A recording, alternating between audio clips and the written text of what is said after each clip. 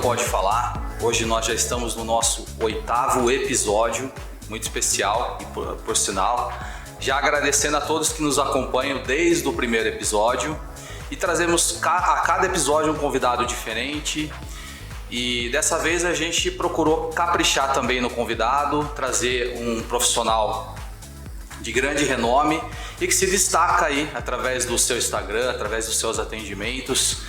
O psicólogo Levi Vieira está conosco hoje e nós vamos passar sobre vários assuntos, né, Levi? Boa noite, seja bem-vindo e se apresente ao nosso público. Boa noite, Edu. Primeiramente, muito obrigado. Eu que agradeço. Temos visto aí o podcast ganhando nome e ficando assim, importante. Sim. É um lugar muito interessante. Bem, eu sou psicólogo.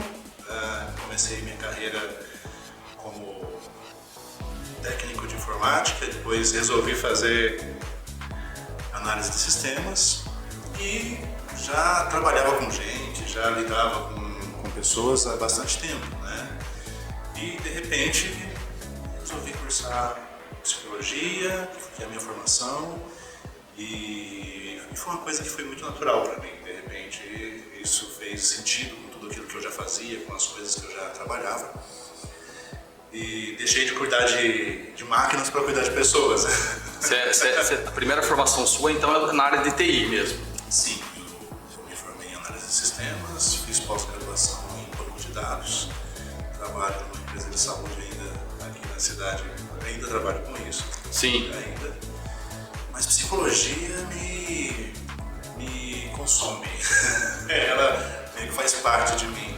Você fez análise de sistemas, você passou a entender completamente o computador, né? Você entendeu a máquina, você falou, agora eu vou partir para o ser humano, que é um desafio maior. Não é isso? O computador você pode reiniciar, né? É justamente. Humano, você precisa lidar com a coisa andando, né? Não dá para só para reiniciar.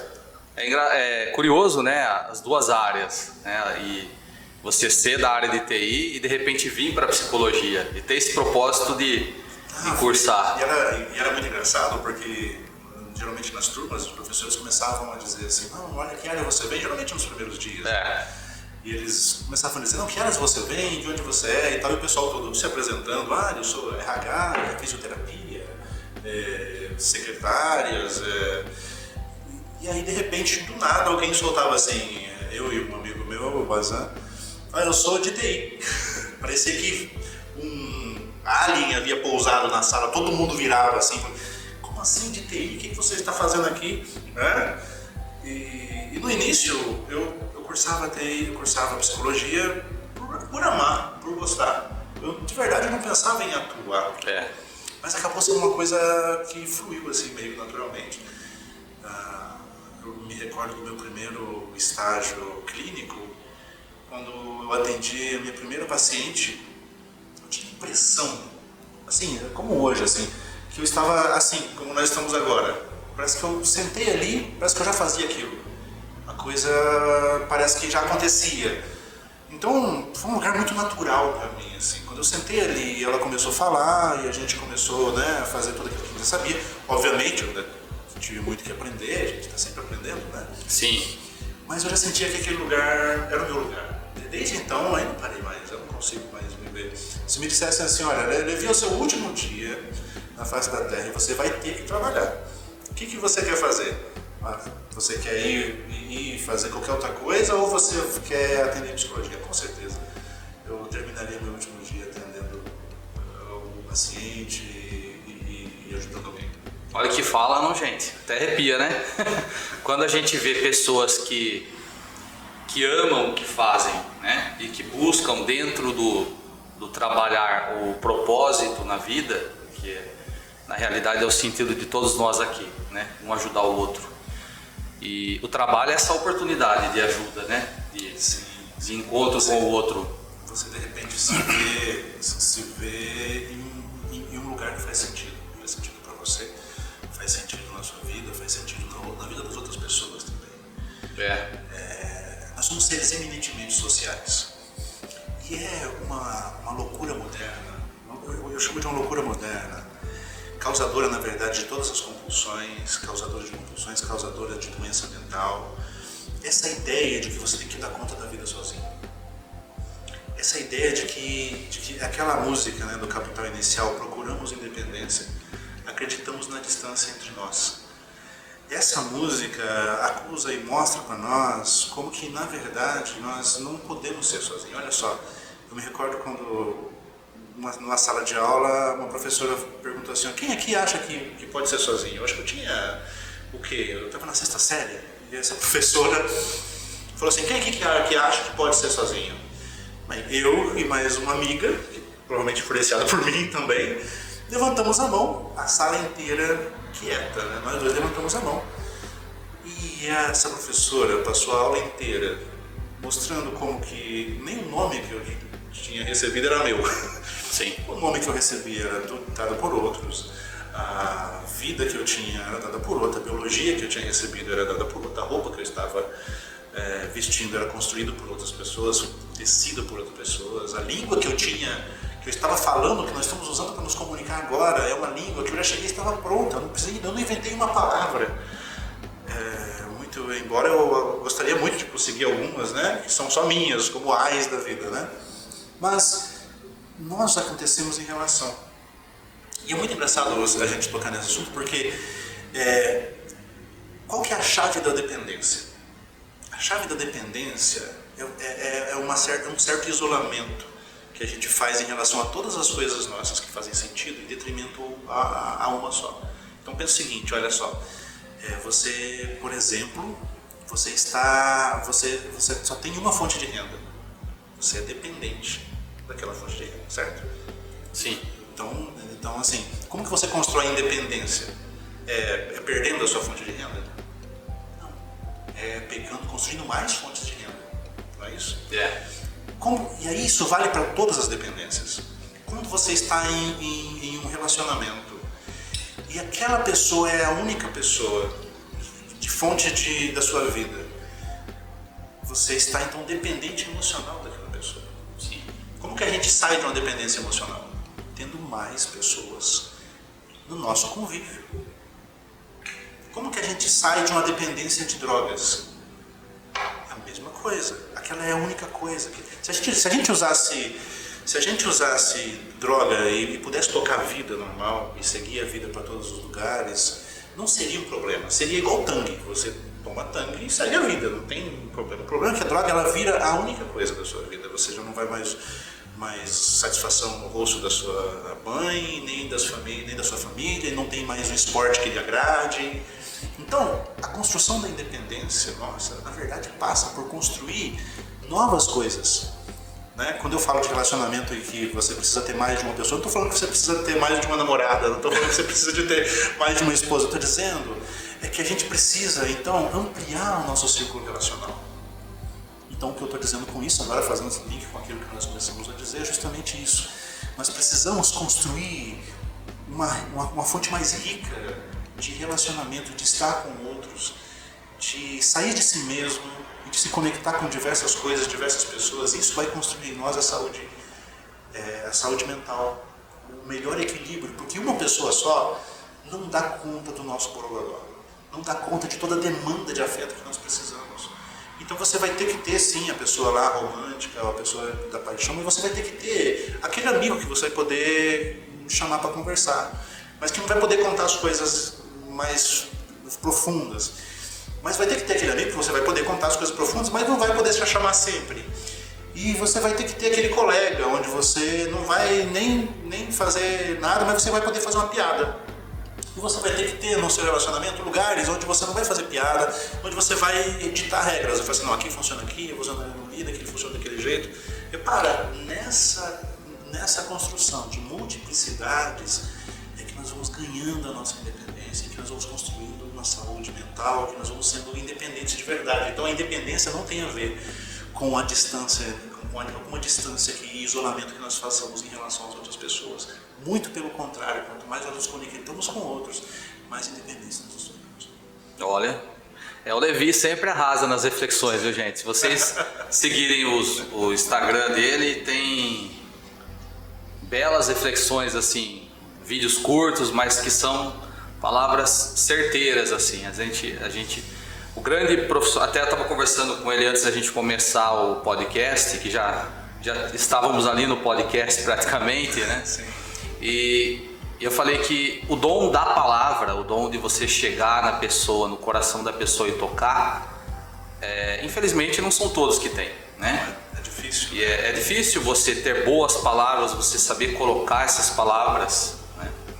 E chegar no lugar que precisa mesmo. Então, o que eu via muito na sua rede social, no seu trabalho, é esse dom de chegar onde precisa através da palavra, através do jeito de colocar a palavra também, né? Também é o trabalho do psicólogo. Né? O trabalho do psicólogo é meio que ensinar as pessoas a falarem, né? A gente fica também limitado quando nós não conseguimos trazer as coisas que são importantes para nós em palavras. Sim. Como que a gente ensina uma criança a falar, né? Por que uma criança precisa falar? É quando ela não vê que chorando não resolve a vida. Ela tem fome e a mãe apresenta opções para ela e pergunta, o que você quer? E ela para de chorar e percebe que ela precisa se comunicar. Ela precisa então, olha só, negociar o seu desejo.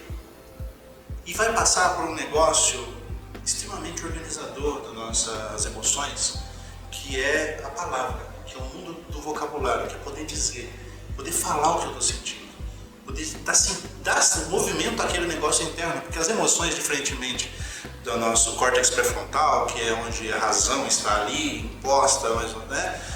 As emoções elas não ocorrem de forma ordenada.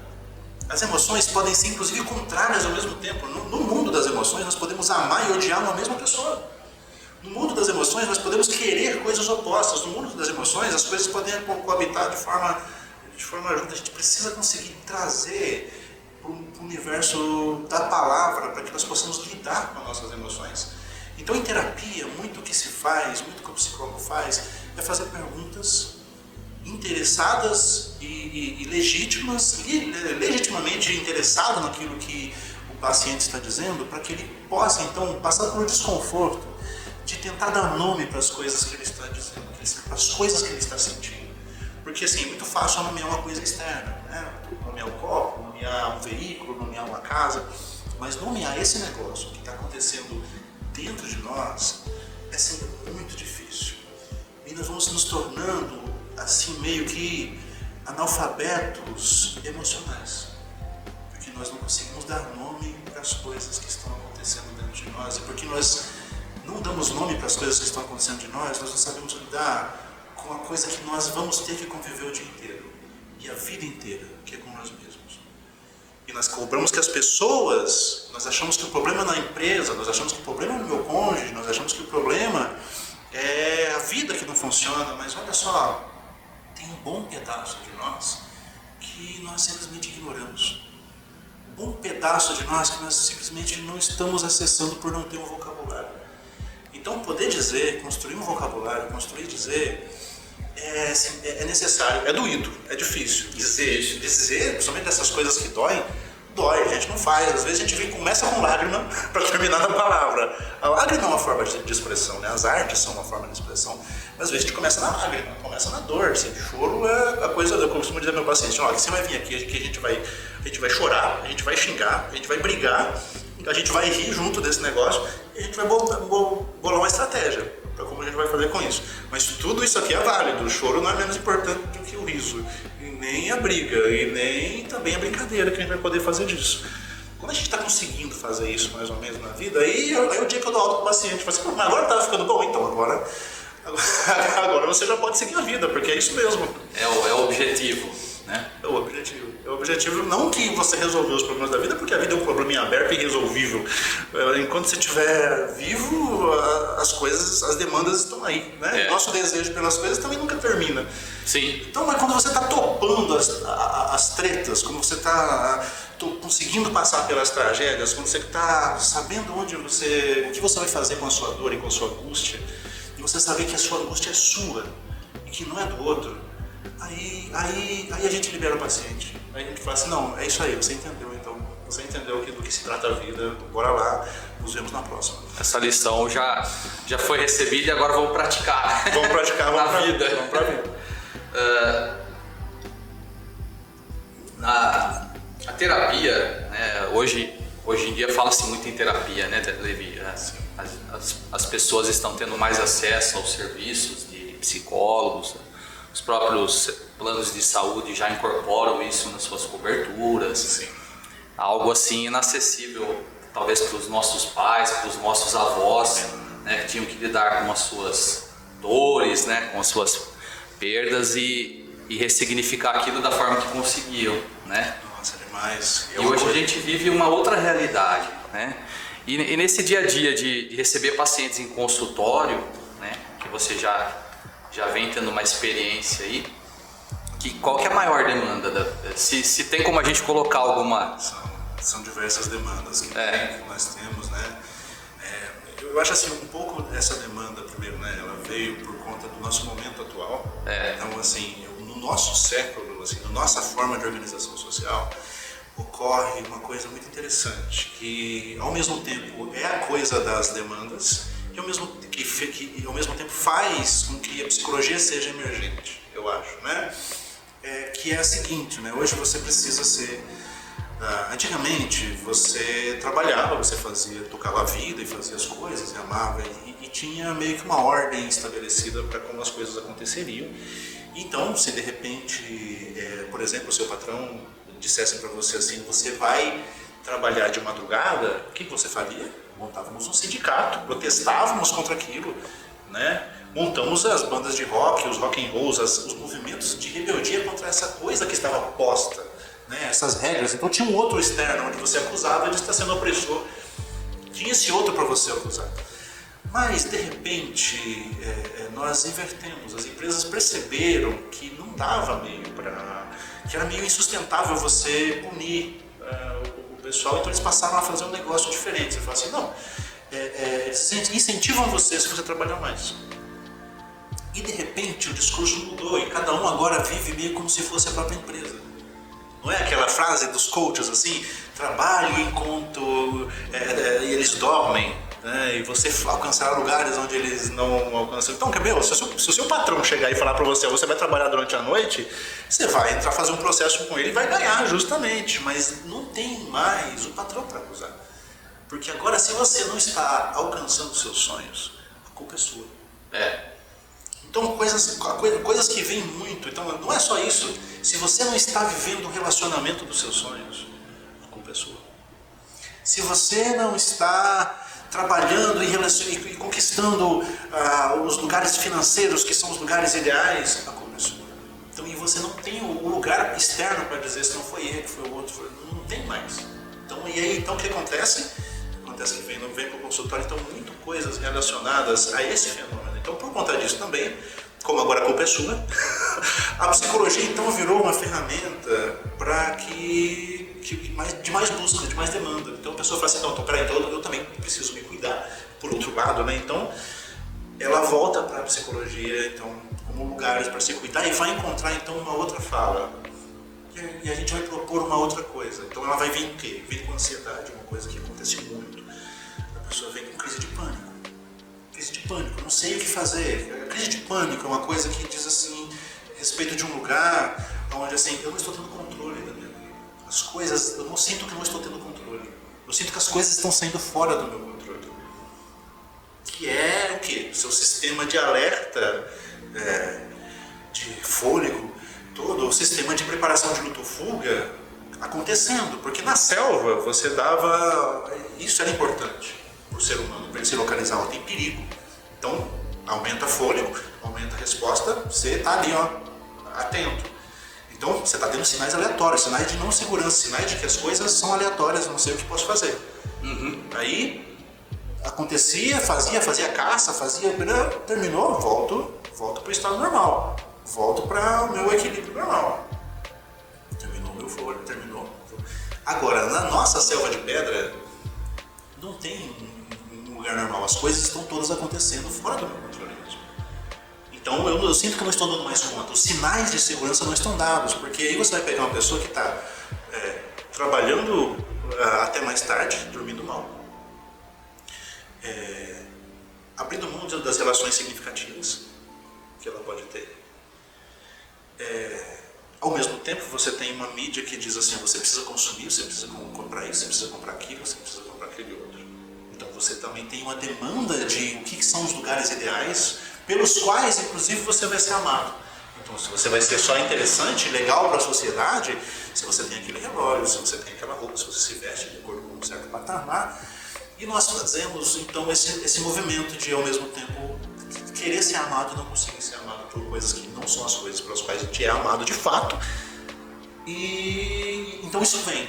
E aí vem para o consultório, a gente vai ter que parar e falar assim, vamos lá, vamos começar, vamos voltar do começo, vamos voltar no princípio. Vamos primeiramente dar as ferramentas para que você consiga lidar com a sua ansiedade.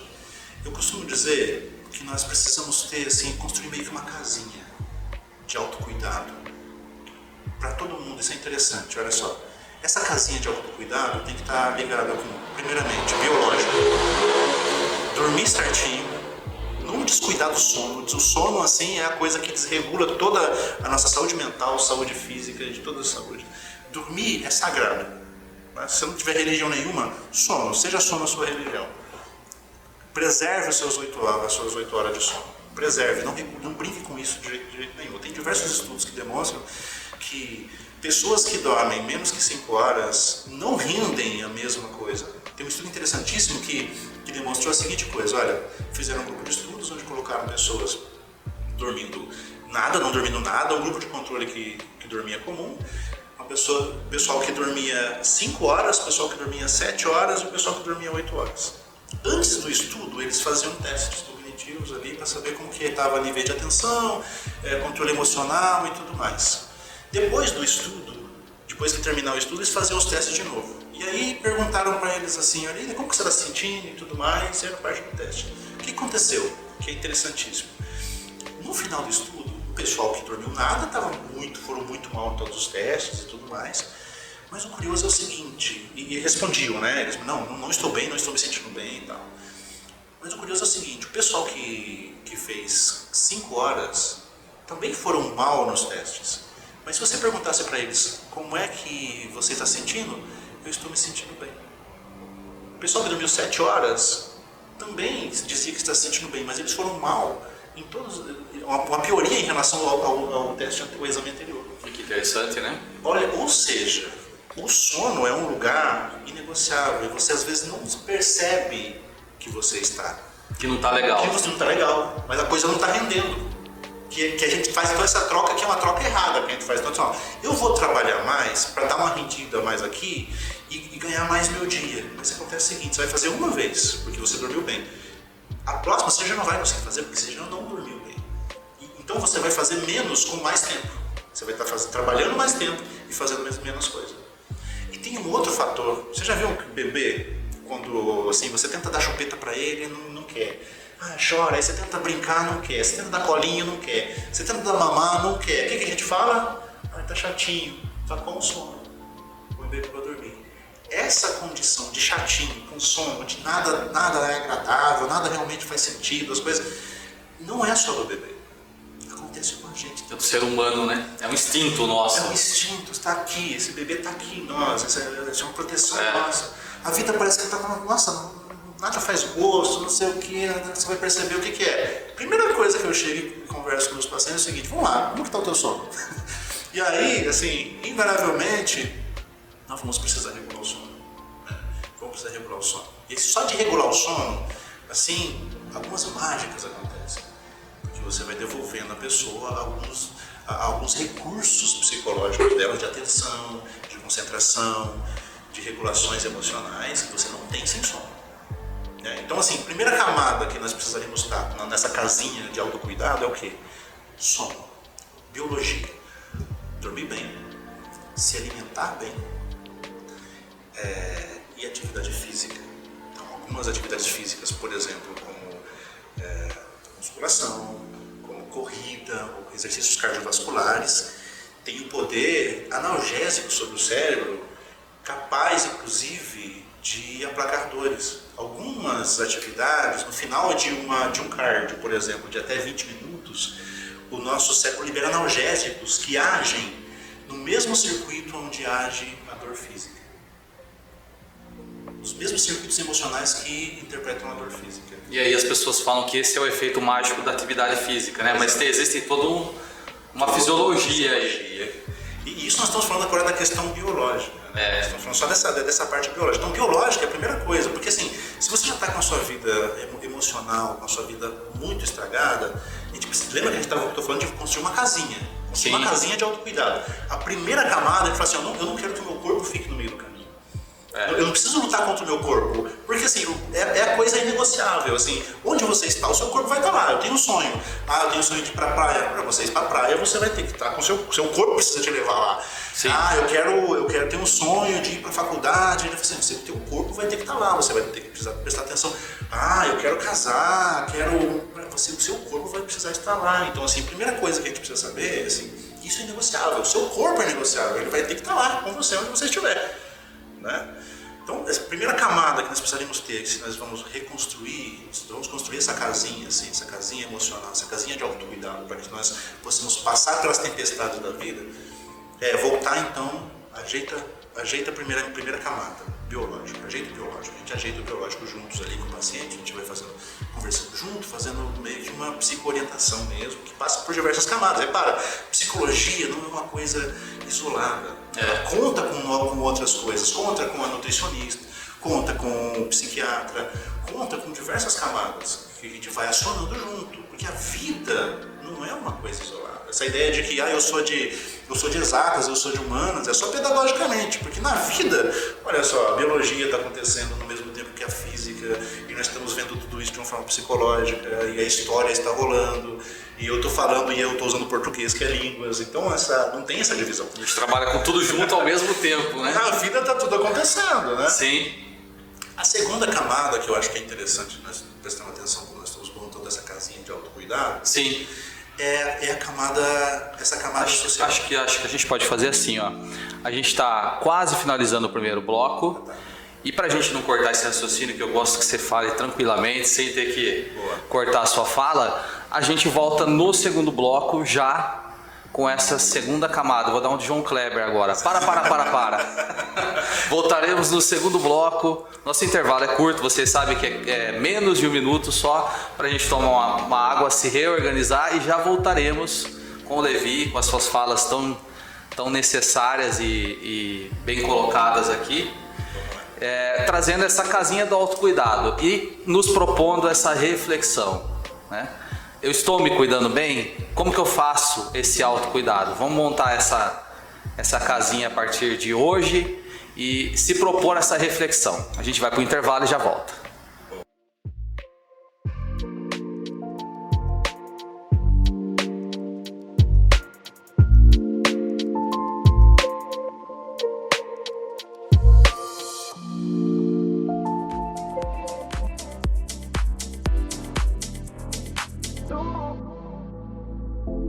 Eu estou muito empolgado com o progresso, eu estou satisfeito pelo início. Eu acho que a gente está caminhando para algo melhor, que eu não sei onde vai, porque as possibilidades são infinitas. O meu podcast ele não ele é popular, eu pergunto como uma pessoa do povo, então as perguntas são bem espontâneas, eu não faço roteiro.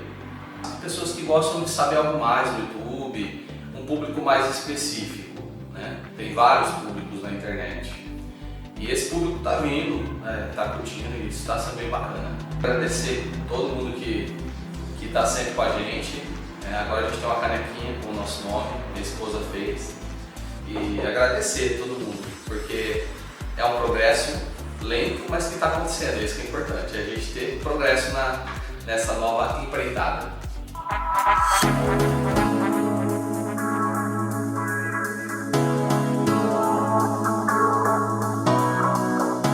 Segundo bloco de conversas, e hoje no nosso 8º episódio nós recebemos o psicólogo Levi Vieira, que vem fazendo conosco uma série de reflexões a respeito do autocuidado na visão da psicologia e nos propondo essa reflexão. Como eu quero passar a palavra a ele, que ele tem o dom da palavra, eu já vou deixar o Levi continuar a reflexão sobre essa casinha do autocuidado. Nós falamos muito sobre o primeiro tópico dela, né? Eu costumo dizer que ela tem pelo menos três bases, né? A primeira base seria essa base biológica, né? A segunda base que a gente vai ter que prestar atenção é a base das relações que nós estamos envolvidos, né? Porque é necessário nós voltarmos e entendermos como é o nosso funcionamento. Nós somos seres eminentemente sociais. Nós ganhamos um nome, nós ganhamos roupa, nós ganhamos uma biologia, mas nós ganhamos uma língua que vem tudo da cultura. E vem o quê? Vem do outro. Nós somos seres extremamente ligados e construídos na relação com o outro. E a qualidade dessa relação interfere drasticamente na nossa qualidade de saúde, interfere drasticamente nas nossas emoções. Essa ideia do indivíduo isolado de todos os outros é uma ideia extremamente prejudicial à saúde. Existem estudos que demonstram como que o isolamento social é um preditor para a demência. É um preditor para uma série de saúde, de indicadores de saúde mental. Então, a qualidade das nossas relações é um outro lugar. Interessante que a gente então voltar para poder revisar. Revisar em diversos sentidos. Primeiro, revisar na quantidade. Porque não é interessante ter muitos amigos que não são significativos, mas também não é interessante se isolar. Quando nós falamos em estar isolado ou construção de dependência, né, aquela mesma regra vale. Né? Quando que eu sou independente? Como que eu sou independente afetivo?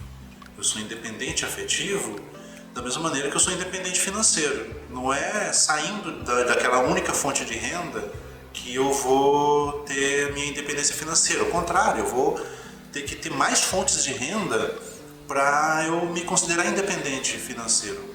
E independente afetivo funciona da mesma maneira.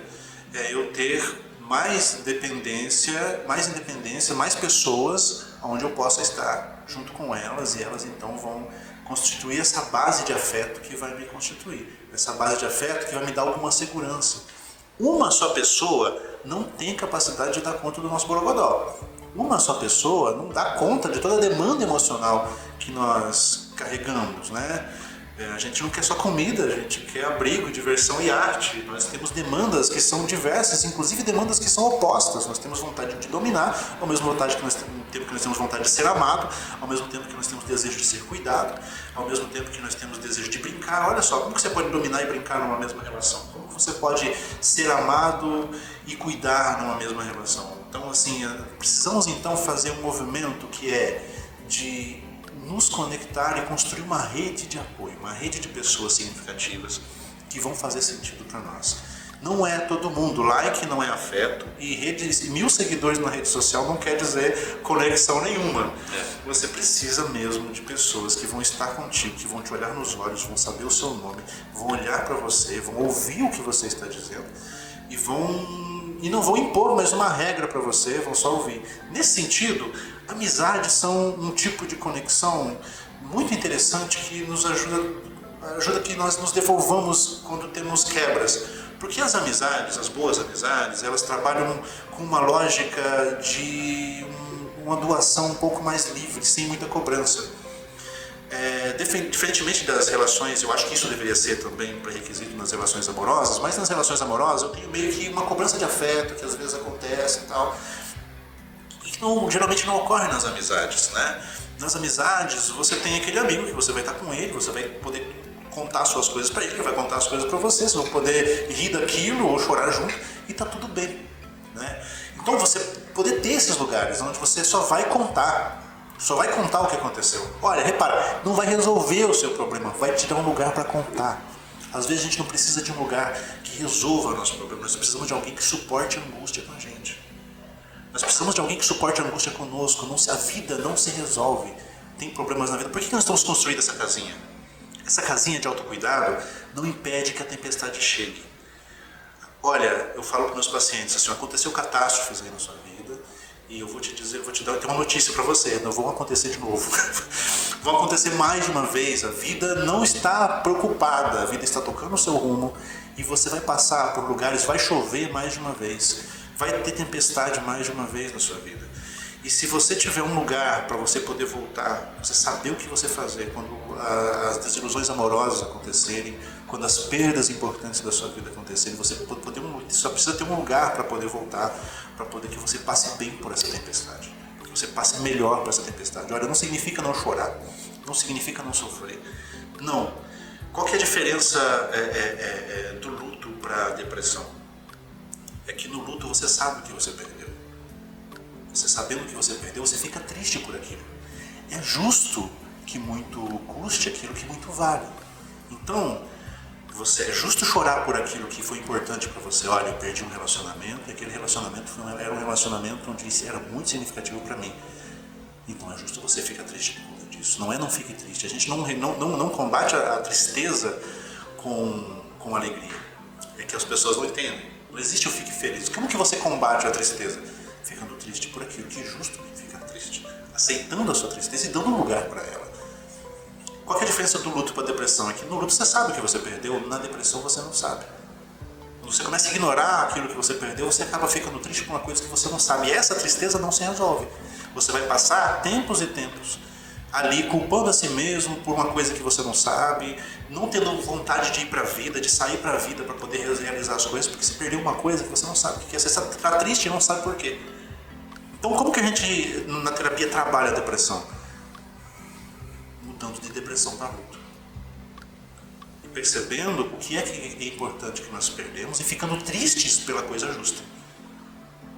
Então, nesse movimento onde eu vou então poder passar para ter lugares onde eu possa ficar triste. Lugares, pessoas que me acolham na minha tristeza. Pessoas que vão olhar para mim e vão ficar tristes comigo. Né? É uma coisa, um exemplo interessante, né? Então, por exemplo, eu trabalhei um tempo atendendo na minha área de informática, né? Atendendo o pessoal que ligava com problema na internet. Então a pessoa me ligava com problema na internet e dizia a seguinte coisa, falava assim, nossa, caiu a internet aqui, que horrível que era. Né? E eu podia dar duas respostas para a pessoa. Eu falava assim, olha, caiu a internet em todo lugar, que é um problema horrível, que todo mundo está ruim. Todo mundo está ruim. Caiu a internet em todo lugar. Ninguém está com a internet. Ou eu podia dizer uma coisa menos ruim, pessoal, caiu a internet só ir contigo, é só ir contigo que aconteceu. Mas aí aconteceu uma coisa muito interessante. Quando eu dizia para a pessoa assim, caiu a internet aí para você, a pessoa falava assim, nossa, meu Deus, o que aconteceu? O que a gente pode fazer? A pessoa ficava brava, nossa, mas tem alguma coisa de errada. Ela meio que se desesperava quando aconteceu. Agora, quando eu dizia assim, não, caiu para todo mundo, a pessoa falava assim, então tá bom. Que era uma coisa muito pior que aconteceu. Mas aí, se aconteceu com todo mundo, então eu não sou o único? Eu não sou o único. Então, assim, a dor compartilhada, então não é muito se está acontecendo apocalipse na história da humanidade, mas se eu tenho com quem contar. Não é muito se você perdeu o seu emprego, mas se eu tenho com quem chorar. Assim, o movimento que nós fazemos ali, por exemplo, no luto, que é todo o movimento, nós construímos todo esse sistema. Por que a gente vai ali com uma pessoa lá no caixão, todo mundo, aquele movimento tem a ver com quem está vivo, tem a ver com a nossa capacidade de elaborar e de diluir as dores socialmente. Então, o grande conselho aqui é o seguinte, olha, se aconteça o que acontecer na sua vida, não se isole. Ao contrário, vá procurar pessoas que possam ficar justamente tristes com você.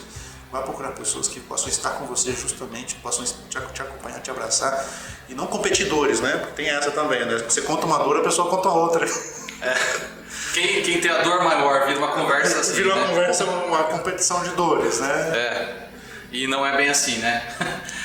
Eu achei interessante, até voltando nessa parte que você falou da depressão, um olhar diferenciado sobre a depressão, que eu nunca tinha, nenhum profissional chegou a me passar essa reflexão.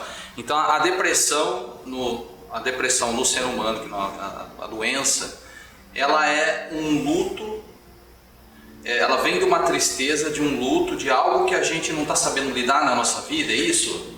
Quando você avalia, o Freud ele tinha um livro do Freud, chama-se Luto e Melancolia, onde ele fala assim, olha, existem duas tristezas básicas no ser humano.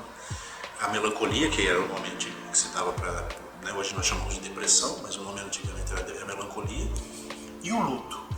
E ele observou o seguinte, o luto, há um encaminhamento para o luto. Há um encaminhamento. Você sabe que você perdeu, tem tudo aquilo, você fica triste, você fica com raiva, você fica bravo, tem todas matizes, fases que acontecem no luto, assim, não sucessivas assim, mas acontecem juntos ao mesmo tempo. Você fica bravo porque perdeu aquilo, você tenta negociar, a negação, você fala, não pode estar acontecendo, aquelas fases todas que acontecem no luto, né? Aspectos do luto, dimensões do luto. Mas ele vai se encaminhando, todo aquele investimento que a gente chama, que o Freud falava, que era o investimento libidinal, o investimento afetivo, para facilitar para nós aqui, esse investimento afetivo que nós tínhamos para aquele objeto, né, para aquela pessoa, para aquele lugar, para aquele sonho que nós tínhamos, né, para aquele emprego, seja lá para aquele animal de estimação, todo esse investimento estava lá, estava dado naquele, então a gente tinha um destino para aquilo. De repente não tem mais. E aí a gente vai aos poucos tirando esse investimento afetivo e devolvendo para nós. Nós passamos então no final da fase do luto a nos amar um pouco mais com aquele recurso afetivo que nós dávamos para outra pessoa, nós devolvemos para nós. Esse é o encaminhamento do luto. Na depressão, a gente perdeu uma coisa, mas a gente não suporta ter perdido aquela coisa, não pode elaborar aquela perda. Nós não temos aparelho para lidar com aquela perda. Às vezes são perdas antigas, às vezes são perdas da infância, os lutos não trabalhados. E aquilo vai se encaminhando, vai ficando para baixo, e em um determinado momento nós não sabemos mais pelo que nós estamos tristes. E vamos ficando tristes. Estamos perdendo coisas que são importantes para nós, mas não sabemos o que fazer com aquilo. E aquilo então vai acumulando, vai se acumulando e você vai perdendo o sentido da vida. Você não vai sabendo, o seu afeto está ainda dedicado a uma coisa que você não sabe o que é. Tem meio que no processo uma culpa também por não conseguir lidar com aquilo, por se acusar também por perder aquilo, né? E aí tem uma figura muito interessante que essa é uma visão da psicanálise, né? Então, a psicanálise vai dizer para você, olha, então muito bem, você perdeu alguma coisa, não vamos achar isso que você perdeu. Descobrir, em terapia a gente vai fazer então esse movimento, tentar perceber o que é importante, que figuras são importantes para você, o que de você tinha nisso que você perdeu depois, né, que é um outro negócio que a gente vai fazer, o que era eu ali nessa relação, o que era meu, como que eu me via, que ideal de eu era esse, que eu me via naquele lugar, o ideal desse curso que eu não consegui fazer, eu me via médico, eu não consegui formar nessa faculdade, eu me via assim, a gente é insuportável porque era aquilo que meus pais queriam. Ou nessa relação, no caso, por exemplo, de fim de relacionamento, acontece muito, que a gente se identifica muito com o parceiro, então, assim, separar o que era eu, o que era do parceiro é uma coisa muito difícil de fazer, e a pessoa, então, não vai elaborando perdas e perdas de relacionamento, então acaba aquilo virando, ao invés de ser um luto pela perda de relacionamento, vira uma depressão depois de um tempo. Essa é uma visão interessante da psicanálise. Tem uma outra visão, um pouco mais, assim, evolucionista, que é um recorte interessante, só para se olhar, para a gente pensar também um pouquinho no luto, que diz a seguinte coisa. A diferença entre depressão e luto, segundo essa outra visão, se daria da seguinte forma. O filhotinho de todo mamífero, ele fica lá, ele precisa visceralmente da mãe, os mamíferos são assim, dependem da mãe para poder ser cuidados, e de repente, por algum motivo, a mãe se afasta. A mãe se afasta e vai embora. O que o filhotinho sente no primeiro momento? Angústia. a angústia da separação, aquela angústia que todo mamífero sente. Quando você perdeu, lembra quando você perdeu sua mãe no supermercado? Aquela coisa, cadê minha mãe? Aquele negócio, tensão. Também a ansiedade, o mesmo circuito da ansiedade é ativado, o circuito da ansiedade.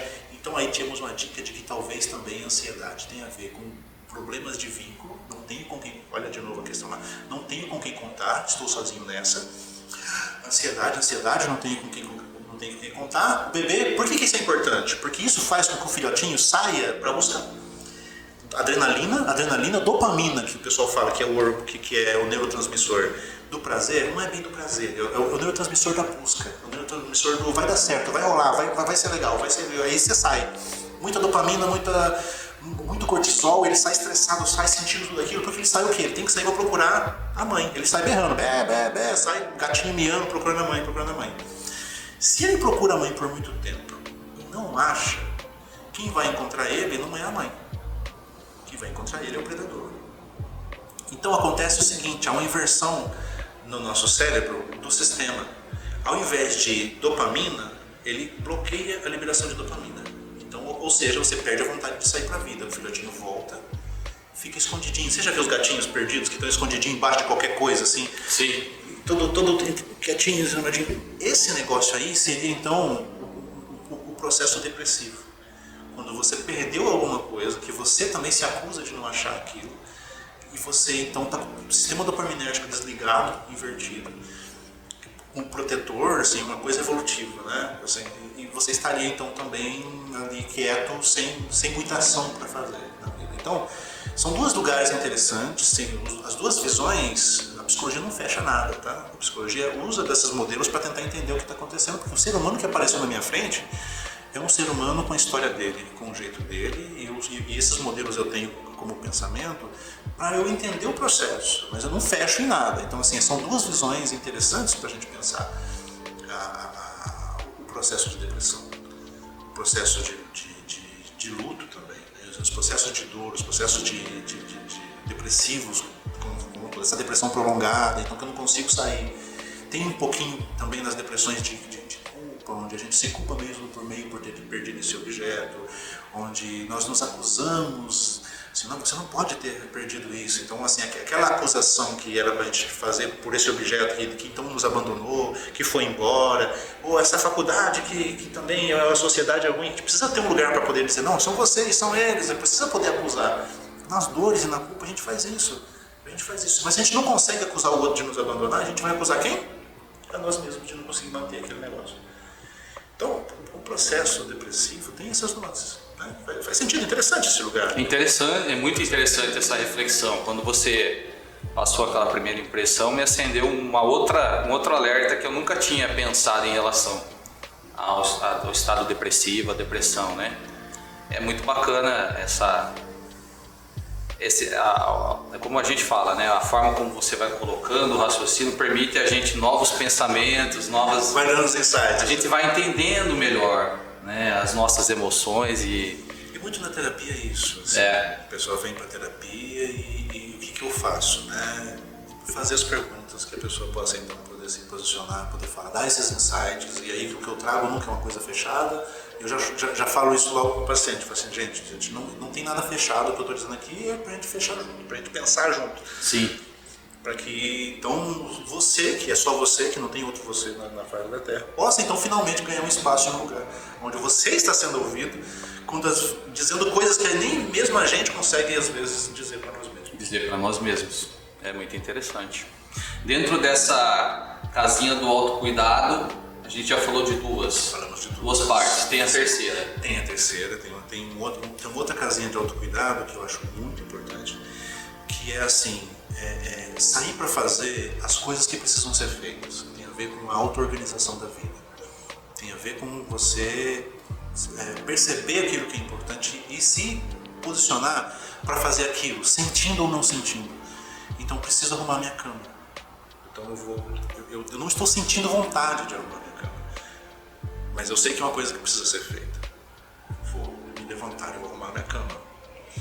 Sei que preciso ir para academia, conseguir fazer esse negócio aí, que eu sei que precisa ser feito. Preciso organizar minhas finanças, vou organizar minhas finanças, vou voltar, vou voltar para fazer aquilo que é necessário, vou colocar as finanças em ordem, vou precisar. Esse negócio de eu poder me auto-organizar, poder cuidar de mim, que vem assim de fazer primeiro, sentir depois. Conseguir fazer isso não é tão fácil, mas conforme nós vamos... Isso é uma área que tem atrás do córtex pré-frontal, que os neurocientistas chamam-se a área da vontade de viver. Que se desenvolve conforme nós vamos conseguindo fazer as coisas que nós não temos vontade de fazer. E isso aí é igual músculo, se você só faz treinando. Se eu só saber como funciona o processo de hipertrofia e não for para academia, eu não ganho músculo. Não é músculo. E eu só faço isso também com o tempo, acordando de manhã, arrumando minha cama, acordando de manhã, eu sei que faz parte da minha saúde mental eu estar com amigos, eu preciso desenvolver então essa capacidade de estar com mais pessoas. Então eu vou me esforçar, ligar para algumas pessoas. Sabe, no começo vai ser difícil, as primeiras vezes é difícil. Levantar para arrumar a cama quando você está depressivo é a pior coisa do mundo, não tem vontade mesmo, não tem dopamina que às vezes me ajude a me levantar. Mas saber disso, saber que conforme você vai construindo esse negócio, mais você vai ter. Quanto mais você tem, mais você vai ter. Então, é interessante, por exemplo, que, né, e aí as coisas vão se alinhando, porque, por exemplo, se você aprende se você está com o primeiro pilar lá de exercício físico bem alinhado, então você já está construindo isso, porque, por exemplo, musculação é você fazer um esforço. Você fazer um esforço contra a sua vontade. Você, no pain, no gain, aquela ideia a corrida, é você se colocar para caminhar mais uma milha. Você já está vencendo uma questão física. Você está levando o seu físico para um lugar onde você quer ir. Então, olha só, um pilar vai levantando o outro. Se você tem amigos para correr com você, se você tem amigos para ligar, se você tem pessoas... Esses pilares, eles vão se sustentando. Quando você levanta um, você cria possibilidade para que os outros vão fazendo também. Se você levanta o outro e assim sucessivamente. Você poder se organizar, você poder cuidar das coisas que são as coisas da vida. Então, assim, eu não estou sentindo nada, eu estou triste, estou chorando, estou aqui, acabei de perder meu relacionamento, acabei horrível e tudo mais esse processo. O que eu vou fazer? Vou levantar de manhã, vou fazer minha comida, vou lavar a minha roupa, vou fazer as coisas, porque assim, eu sei também que a tempestade vem, a tempestade vai. Assim, maior do que a ideia de que as tempestades vêm na nossa vida, existe uma regra na existência muito maior, que é ao mesmo tempo ruim e boa. Ruim porque as coisas passam, então as coisas boas também passam, mas boa também porque inclusive as coisas ruins também passam. Tudo passa, nada é perene, as coisas se modificam com o tempo e as estações se modificam, as coisas vão e vêm. A gente precisa então poder estar melhor com o nosso agora, poder construir esse negócio do agora. Então vai ser o quê? Organizar as finanças, porque afinal de contas nós somos uma sociedade que precisa do capital. Organizar a vida financeira, organizar a sua rotina de trabalho, né? E aí, com essas três pelo menos, a gente já começa a poder fazer um negócio interessante, que é ter um lugar, a casa está caindo, eu volto o quê? Biologia, social e fazer o que precisa ter feito. Pelo menos. Aí, procurar um sentido para a vida, aí a gente vai fazer o quê? Terapia daí para isso. Terapia vai te ajudar a organizar essa casa, né? Quanto mais você... Eu costumo dizer que a nossa psicologia, a nossa demanda da vida funciona por um processo que eu roubei da engenharia, esse termo chama-se tensegridade. Tensegridade é um termo da engenharia. Não sei se você se recorda quando... Tensegridade? Tensegridade. Nunca ouvi falar essa palavra. Interessantíssima. Procura no Google aí você, né, sobre tensegridade, você vai achar interessante. É um conceito da engenharia que diz assim, são forças que se interferem. Não sei se você já era toda criança, né, ou se você eu era criança que fazia isso, que pegava palitos de picolé e começavam a cruzar eles e fazia aquele quadradinho que um equilibrava com o outro e as forças estavam todas equilibradas ali. Se você tira um palito, você desmontava aquela coisa toda. É mais ou menos assim. Esse é o conceito da tensegridade. Uma estrutura que está organizada por tensões. Então, essas múltiplas tensões, uma equilibra com a outra. Essa dimensão biológica, essa dimensão emocional, essa dimensão relacional. Todas elas, quando uma pesa, as outras também começam a tentar se reequilibrar. O Freud falava uma coisa interessantíssima, ele fala assim, olha, que é uma recomendação para os psicólogos, é assim, você precisa ter muito cuidado em trabalhar com o sintoma do paciente, em remover o sintoma, porque o sintoma está resolvendo uma tensão que tem a ver com outras coisas. Verdade. Então, quando a pessoa vem com um sintoma para mim, é tristeza. Eu não vou querer tirar a tristeza da pessoa. Quando a pessoa vem com ansiedade, quando a pessoa vem com, tenho compulsão por gastar, compulsão por comer, as diversas compulsões, eu fico roendo a unha, eu não vou retirar isso aí, porque isso faz parte de um equilíbrio psíquico. É um equilíbrio desequilibrado, é um equilíbrio que está causando sofrimento. Então, o que a gente vai fazer? Vai entender as tensões todas, como estão todas as áreas da pessoa. A gente vai, então, conseguir, aos poucos, acertando as tensões para que aquele sintoma não seja mais necessário. Né? E aí, terapia para isso. É um profissional, você não precisa fazer isso sozinho. Né? Você não precisa dar conta da vida sozinho. Tem gente que pode te ajudar. Tem gente que pode estar com a gente nessa. E faz todo sentido. Acho que diante de tudo que a gente pôde conversar hoje, faz todo sentido buscar essa ajuda, né, Levi? Entender. Você colocou de forma muito sábia vários conceitos e várias situações da vida que a gente sozinho às vezes não vai conseguir perceber, né? Então, ter esse profissional que vai me ajudar a entender essa tristeza sem motivo tem um motivo, de onde vem essa tristeza, né? Sim. Muito interessante. E aí vão se acumulando as tristezas ao longo da vida, que a gente não vai trabalhando, e aí vira um transtorno, uma síndrome do pânico, uma depressão, né? Eu costumo dizer que a gente não tem um saco separado para cada tristeza. As tristezas meio que vão caindo num saco só. A gente vai lá, perdi meu animal de estimação, joga no saco. Perdi aquele sonho que eu gostaria de ter realizado, joga no mesmo saco. Quando eu disse assim, a gente perdeu uma coisa, às vezes não é uma coisa só.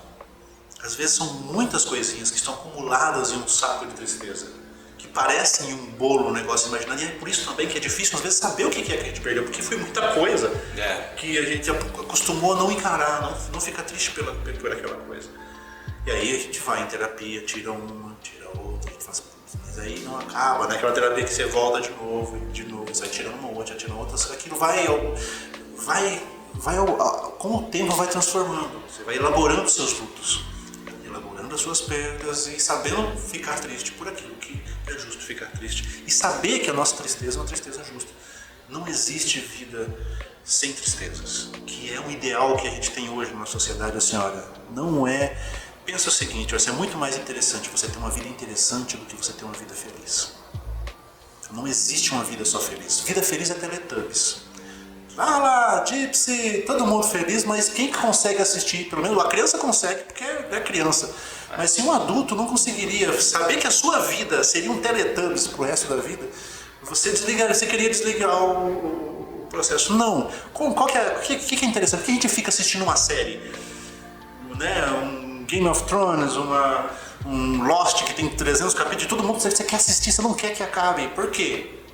Porque o personagem tá lá, o personagem se envolve, o personagem sofre, o personagem fica feliz também, mas o personagem soa, mas daqui a pouco ele tá amando, daqui a pouco ele se apaixona, daqui a pouco ele perde o amor da vida dele, daqui a pouco ele encontra outra pessoa, e esse é o movimento da vida, assim. É muito mais interessante você tentar fazer da sua vida uma vida interessante do que tentar fazer uma vida feliz. A vida feliz não é possível, ela é insustentável, o mundo tá aí, ele vai chover na nossa horta, vai chover na nossa vida. Mas uma vida interessante é possível, uma vida que você vai fazer sentido para você e você vai querer viver, porque você não vai querer que acabe essa coisa, assim como a gente não quer que acabe uma série interessante. Sim. Então a gente já está finalizando o nosso segundo bloco, hoje com o Levi Vieira, psicólogo, aqui no nosso podcast. Aproveitando para agradecer, Levi, sua presença, sua disposição em estar aqui, trazendo algo interessante para o nosso público e para a gente. Para mim, para todos nós. Queria que você colocasse aí seus atendimentos, como que você faz para quem estiver nos assistindo e quiser todo esse atendimento aqui individualizado para você entender e encaminhar suas tristezas, suas alegrias e dar sentido a tudo isso, ressignificar, né? Como que a gente vai fazer, Levi? Primeiramente, muito obrigado, foi um prazer. Eu gostei muito, estou aqui de portas abertas, né? Sempre que você quiser e o pessoal pedir, sim, a gente pode conversar sobre esse e sobre outros temas, né? Com certeza. Para quem quer me achar, para quem quer fazer um acompanhamento psicoterápico, pode me encontrar no meu Instagram, Levi Psicólogo, pelo meu site também, levipsicólogo.com.br. Manda um WhatsApp lá, tem os botõezinhos de contato e me chama pra gente conversar. É bem tranquilo então, você tem um Instagram, Levi Psicólogo, @Levi Psicólogo. Isso, e o site? O site, levipsicólogo.com.br. Tá, a gente vai colocar depois no GC durante a transmissão para vocês acompanharem, anotarem. E sigam o Instagram do Levi, que é super bacana, eu falo porque eu comecei a seguir. E todos os convidados que eu venho trazendo no Pode Falar, eu conheci através do Instagram. Não conhecia o Levi antes de estar aqui hoje. E a gente foi acompanhando através do Instagram, mandei o convite no Instagram para ele, direct, e ele veio. Então sigam, aproveitem essa rede social aí pra gente procurar saber um pouco mais, né? Tem tanta coisa bacana na internet, as pessoas começam a colocar, a internet é isso e aquilo, mas vamos procurar filtrar o que a gente recebe dela e as possibilidades que ela oferece, que você vai ver que vai ficar mais legal. Então sigam o Instagram do Levi, sigam o meu também, @EduNaitsky, o canal do YouTube, inscrevam-se lá no canal para sempre receber as notificações. A cada 15 dias e às quartas-feiras a gente coloca um podcast novo. E se tiver alguma alteração no calendário, por conta de algum feriado, a gente avisa também na rede social. Por exemplo, o Levi estará nesta semana, na terça, no feriado, porque é mais fácil para a gente assistir e para que você está em casa aí é muito mais cômodo para acompanhar também, tá? Agradecer ao público, agradecer a dona Beth Jack, que sempre comenta na transmissão, e na última ela falou, você não me agradeceu. Então agradecer a ela, meus familiares. Eu queria fazer um agradecimento especial nesse momento, porque semana passada eu não coloquei o podcast no ar, porque eu tive um problema de saúde na minha família, do meu pai. E foi um problema de saúde grave. E eu faço parte de uma empresa de saúde. Meu pai, nesse momento, precisou dos auxílios desses profissionais. E nesse momento eu me senti fazendo ainda mais parte dessa família. Foi a família da qual eu trabalho, cuidando da minha família. Então eu vi profissionais, médicos, enfermeiros, cuidando do meu pai como se fossem o pai deles também. E acho que esse é o sentido e é o que eu sempre aprendi na empresa que eu trabalho, da saúde. Cuidar do outro como se fosse alguém da nossa família. Então eu quero agradecer a cada um que cuidou do meu pai nesse momento, porque foi muito importante para todos nós sermos acolhidos por vocês, né? Levi, voltará mais vezes, tá? Estou à disposição. E nós voltamos num próximo episódio do Pode Falar. Muito obrigado pela sua audiência. Tchau, tchau. Tchau, tchau.